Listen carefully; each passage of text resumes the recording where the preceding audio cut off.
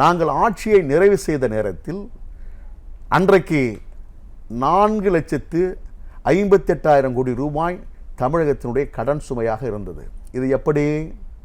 தமிழகத்தினுடைய கடன் சுமை என்று சொன்னால் முதலாக தமிழகத்திலே முதலமைச்சராக இருந்த ஓபி ராமசாமி ரெட்டியார், அதற்கு பின்னால் குமாரசாமி ராஜா, அதற்கு பின்னால் ராஜகோபால் ஆச்சாரியார், அதற்கு பின்னால் பெருந்தலைவர் காமராஜர், அதற்கு பின்னால் பெருந்தலைவர் பக்தவச்சலம், அதற்கு பேரறிஞர் பெருந்தகை அண்ணா, பேரறிஞர் பெருந்தகை அண்ணாவுக்கு பிறகு திரு மு கருணாநிதி அவர்களுக்கு பிறகு புரட்சித் தலைவர் எம்ஜிஆர், புரட்சித் தலைவி எம்ஜிஆருக்கு பின்னால் புரட்சித் தலைவி அம்மா, புரட்சித் தலைவி அம்மாவுக்கு பின்னால் ஓபிஎஸ், புரட்சித் தலைவி அம்மாவுக்கு பின்னால் நம்முடைய புரட்சித் தமிழர் அருமையண்ணன் எடப்பாடியார், அதற்கு புரட்சித் தலைவருக்கு பின்னால் இடைக்காலத்திலே நம்முடைய திருமதி ஜானகி அம்மையார் ஆகியோர்கள் முதலமைச்சராக இருந்த காலகட்டத்திலிருந்து புரட்சித் தமிழர் எடப்பாடியார் வகை பெற்ற கடன் தொகை 4,58,000 கோடி ரூபாய்.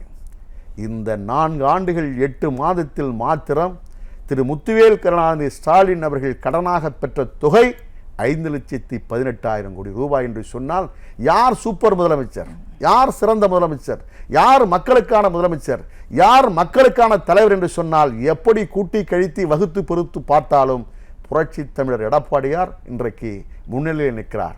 மக்கள் மன்றமாக இருந்தாலும் சரி, மக்கள் களமாக இருந்தாலும் சரி, மக்கள் இதயங்களாக இருந்தாலும் சரி, அவர் வென்றிருக்கிறார். எனவே வரக்கூடிய சட்டமன்ற தேர்தலிலே அவர் வெற்றி பெறப் போவது உறுதி என்று உளவுத்துறை மூலமாக தெரிந்து கொண்டதற்கு பின்னால் இது போன்ற பிதற்றல்களை முத்துவேல் கருணாநிதி ஸ்டாலின் செய்து கொண்டிருக்கிறார்.